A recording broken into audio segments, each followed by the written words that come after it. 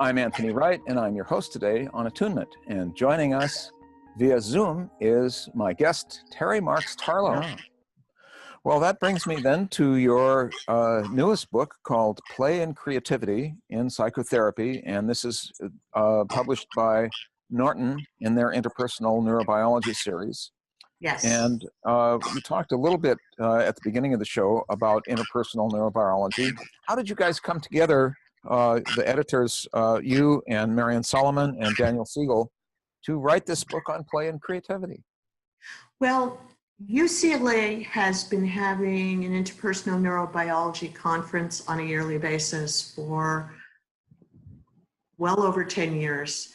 Marion Solomon, who runs the Lifespan Institute, is really incredible, has been incredible for the last, I don't even know how many years, 30 or 40 years, because she's now in her late 80s, of bringing all of the leaders of the field together and having conferences. So in the last at least 10 years, the conferences have been all interpersonal, attachment related and interpersonal neurobiology related.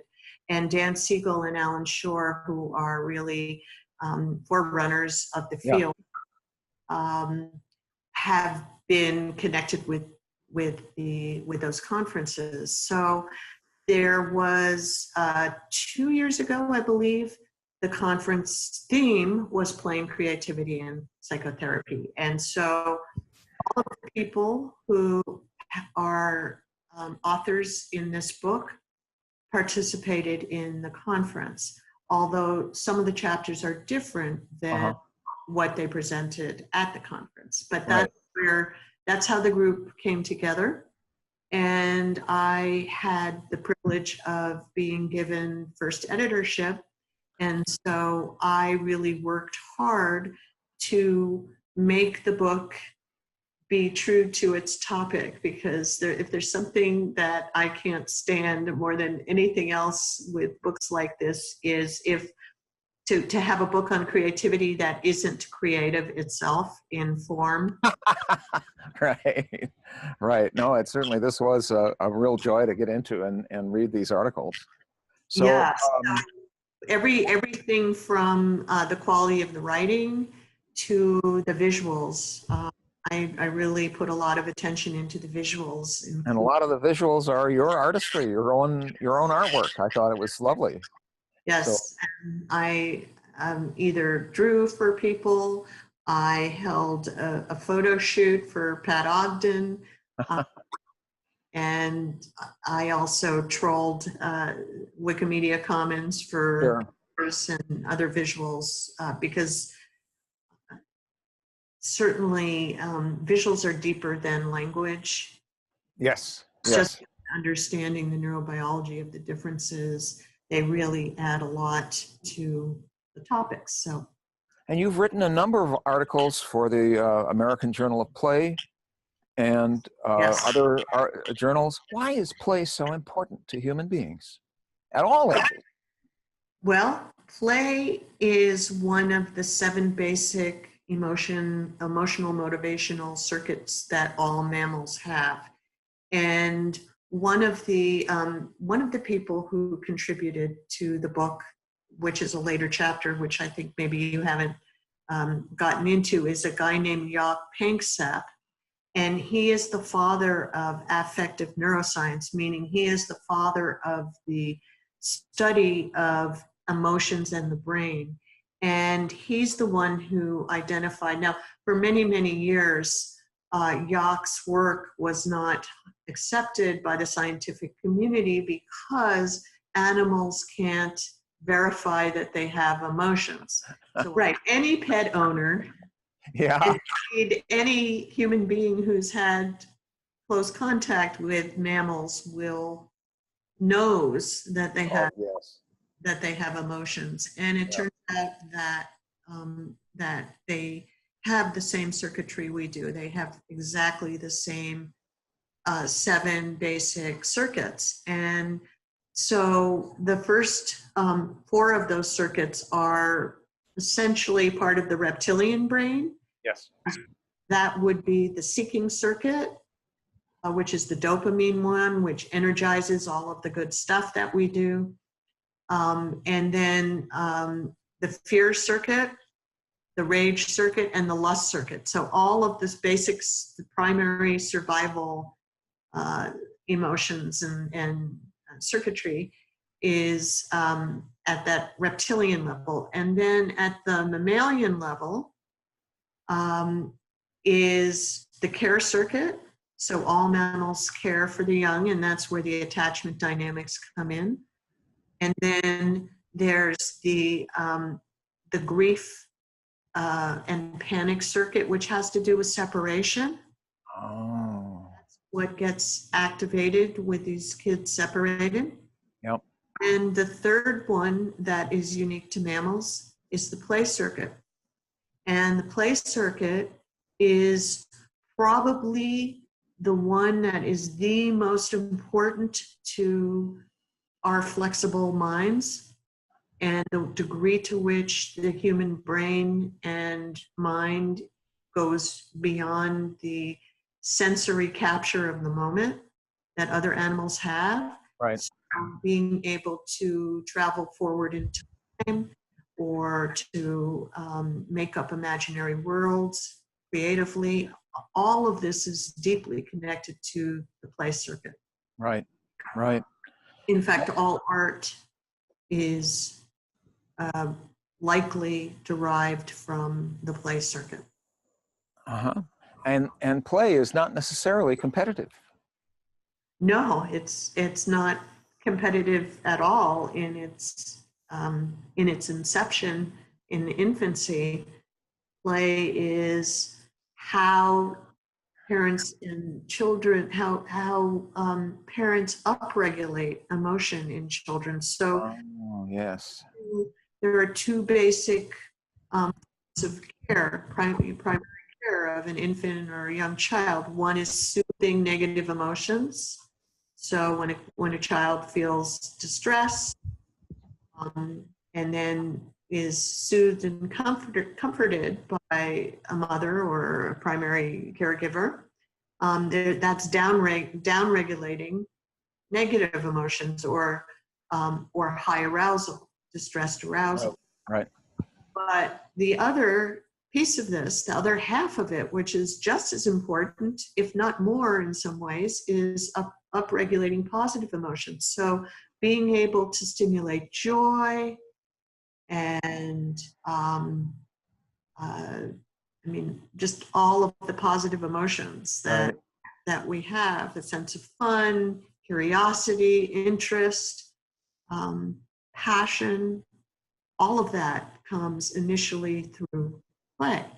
And that brings me to Hayek sent me High's first chapter in your book about the key to a better future. He speaks about on page 16 about freeing human consciousness. Mm-hmm. And yes, he has a deer-flavored morality tale. And that's deer as D-E-E-R. That's right. And based on his being out in the countryside, I guess, and observing deers. But right, freeing human consciousness, which requires the capacity for play and flow. You've written about this in your other books, and you've actually introduced me to the work of Ian McGilchrist about the development of the right brain. Does play come from the right brain? Well, the capacity to play, I would say yes, in the sense that the first 2 years of life are essentially right brain development. Oh, okay.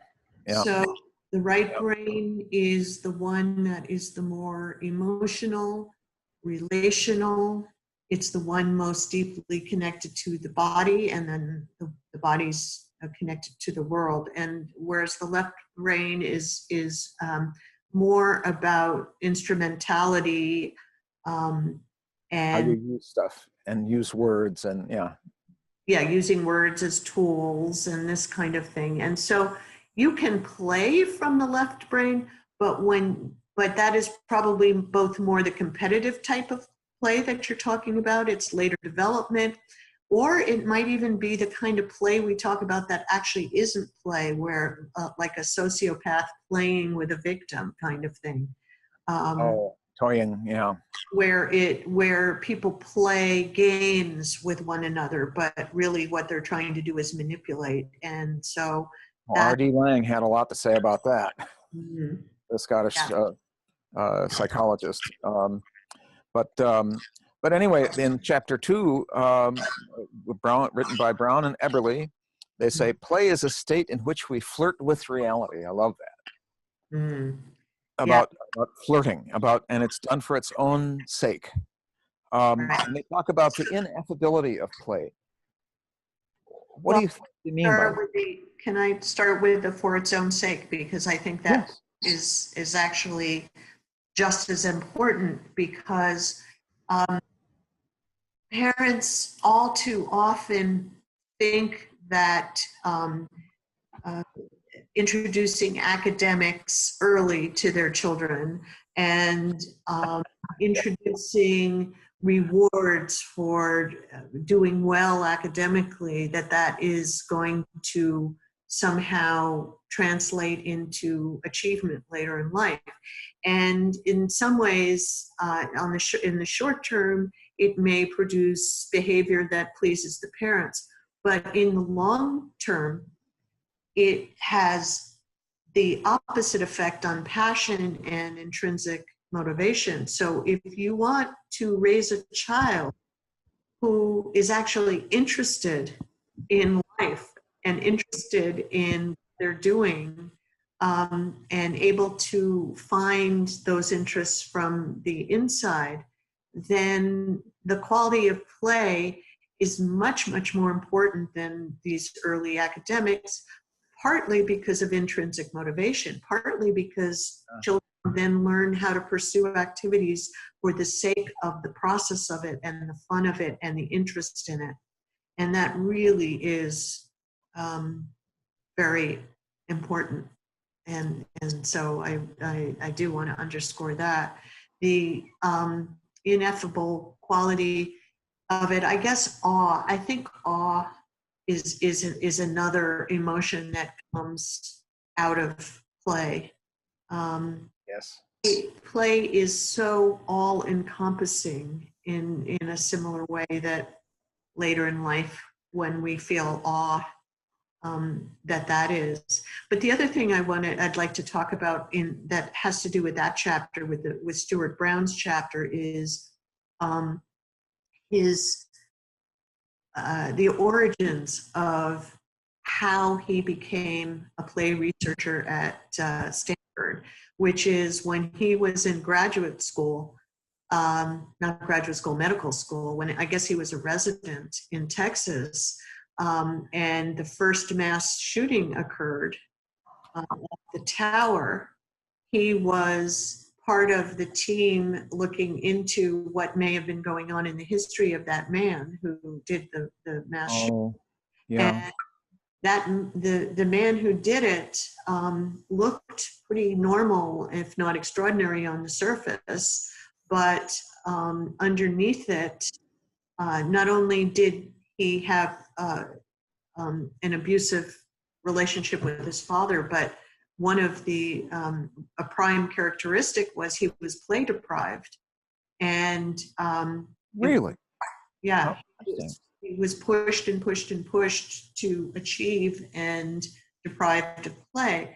And so Stuart decided to check out this hypothesis by interviewing serial killers in prisons. And indeed, he discovered that the only characteristic that they had in common was this play deprivation as a child.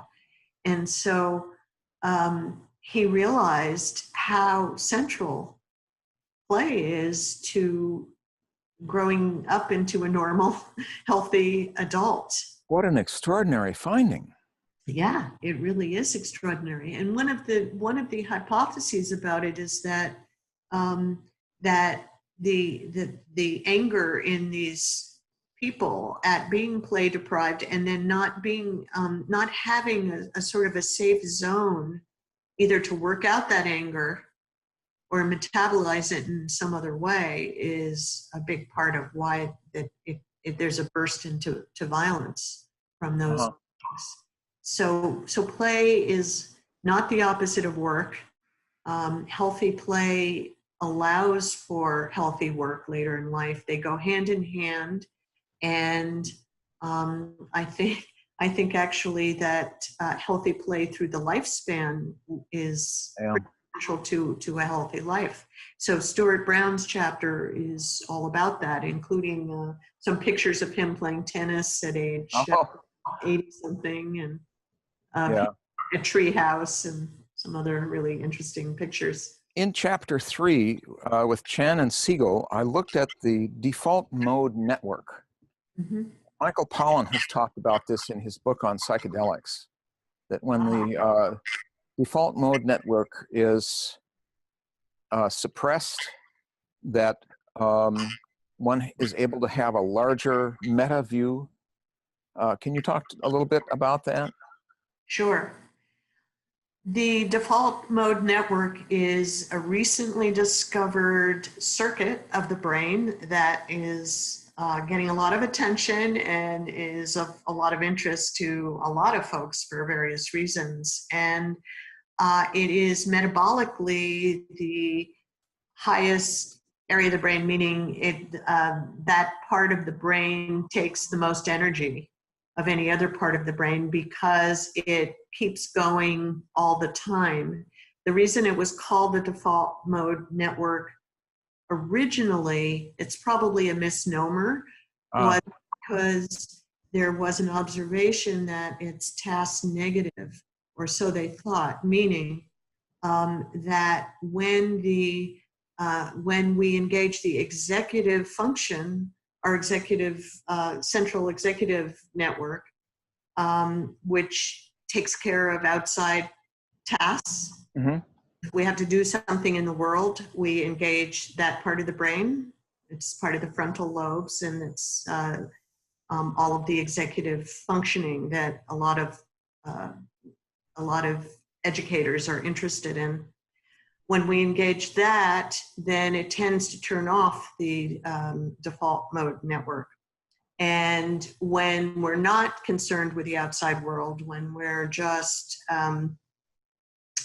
daydreaming or thinking in between activities, that's when it turns on. But it turns out that it really isn't as simple as that, that it's when we think about people, when we make plans, when we think about ourselves, that all engages the default mode network. And the chapter is interesting in that there's a third network, which is the salience network. Yes, I saw that. Yeah. And that's, I got to draw a picture of this sort of toggle switch by the metaphor of a boat. And in that visual, the mast of the boat with the person on top is shining a light either towards the people who are huddled together socially and represent the default mode network, because when we think about ourselves or others, that's the network that is going, and or it shines the light on the other side of the boat where they're fishing, and so that's the task that is represented by the central, the executive network. And so it tends to be a toggle switch between, with the salience network deciding what's most important to us in the moment. And then switching on and off. But it turns out that it's a little more complex than that yet again, and various forms of meditation and mindfulness and how you practice there can be an overlap. So for example, for myself, as a yogini of many, many years, where we practice with our eyes open, except we're not supposed to be really seeing when our eyes are open, it's more a soft focus that's half in and half out.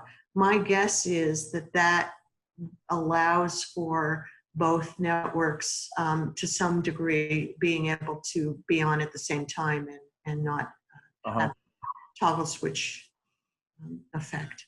Yeah, to chapter 4 with Shore and yourself, you speak about how love opens creativity, play, and the arts through the early right brain development. Winnicott says the early management of an infant is a matter beyond conscious thought or deliberate intention.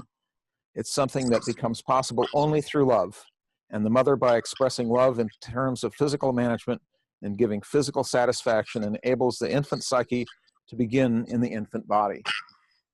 Mm-hmm. And that's talking about salience. That's actually what's disrupted in these separations of parents from children from parents. Exactly.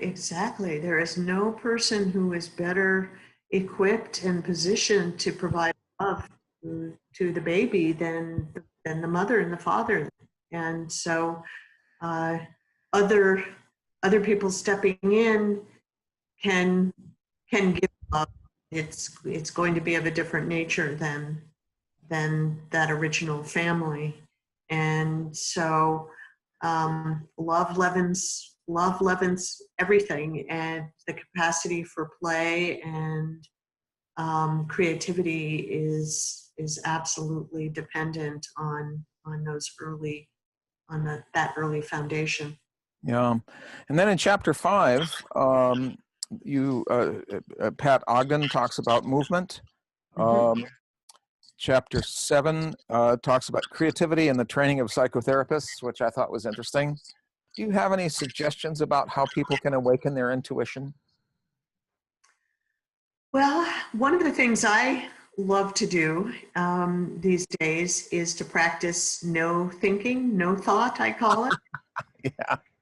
And whether I'm especially conscious of it when I do yoga or when I'm in a dance class. I love to dance, and I do ballet and jazz on a weekly basis.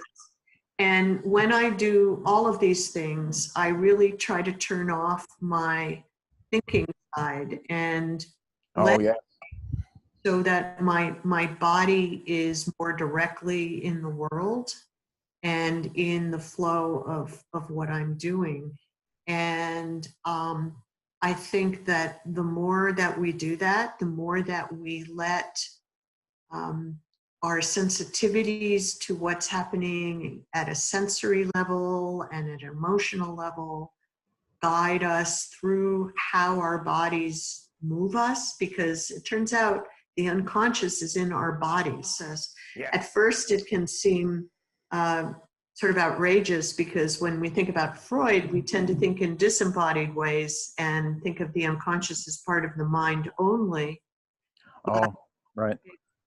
It turns out that a good way to look at it is when babies are first born, they express themselves, they express their emotions completely through the body. And it's only as we get older that we actually learn how to inhibit that bodily expression and just feel it inside without showing it, although our faces show it anyway in these very, very subtle ways. And whether we want to or not. A really good way of getting more in touch with intuition is to turn off thinking and to feel our way through what's happening, and then we'll naturally connect with the kind of intuition that is natural to all mammals. Yeah. It's only our thinking cortex that inhibits our deeper understanding. And all of this gets to some of the temporal dimensions of therapy, or the temporal dimensions of relating to one another. So it's really what happens in time that is the art of therapy. So when people talk about, you can have theory, but theory is outside of time.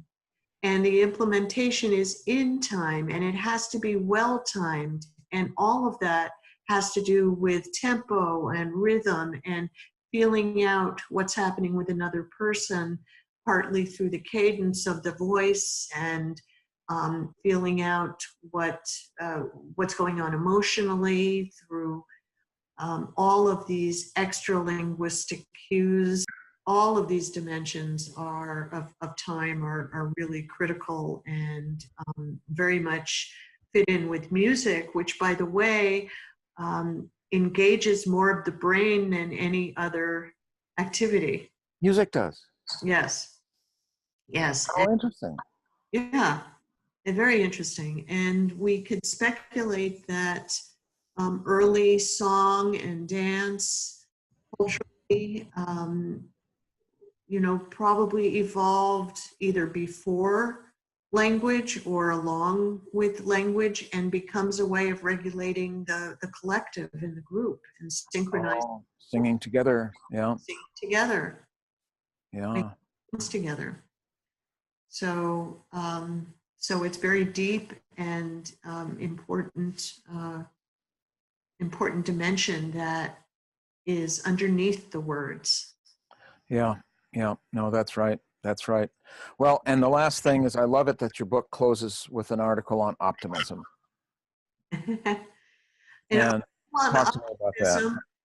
Well, it's really a chapter on optimism by a guy who goes into countries where children are distressed from either natural disasters or refugee circumstances, and they do group play with children and try to help restore their optimism through playing again, because when a child is traumatized, that child can't play. And so if a worker or therapist can come in and help a child play again, then that becomes a road to safety and resilience. Yeah. Well, thank you so much for being with us. And just to close here, in these times, what is your advice to us as human beings and parents and grandparents and aunts and uncles to children? Well, I think you led me right into this message by saying, on the one hand, stay attuned to what's happening in the world, but on the other hand, really take the time and play hard as an antidote to all the stress. Because the more our society gets stressed out and passes that stress on to our children, the worse everything gets. And so play becomes really an antidote to that. And if you can wash away your stress and help your children wash away their stress by a good session of play and having fun, then everyone will be better prepared for whatever tasks they're wanting to engage in. Wow. Well, thank you so much for being with us. I'm Anthony Wright, and my guest today has been Terry Marks-Tarlow, who is a clinical psychologist in private practice in Los Angeles. And please check out your website again, please. Is Marks-Tarlow.com, Markstarlow.com. And one of the books that I have done, which was great fun for me to do and would be a great way to meditate and play, is called Truly Mindful Coloring. And it's a coloring book that has content to it. And so it can help with both the meditation and the play dimension, and the creativity dimension, because some of the images are wide open to add elements to. Yes. Well, thank you so much for being with us. Thank you for being with us, and we'll see you next time.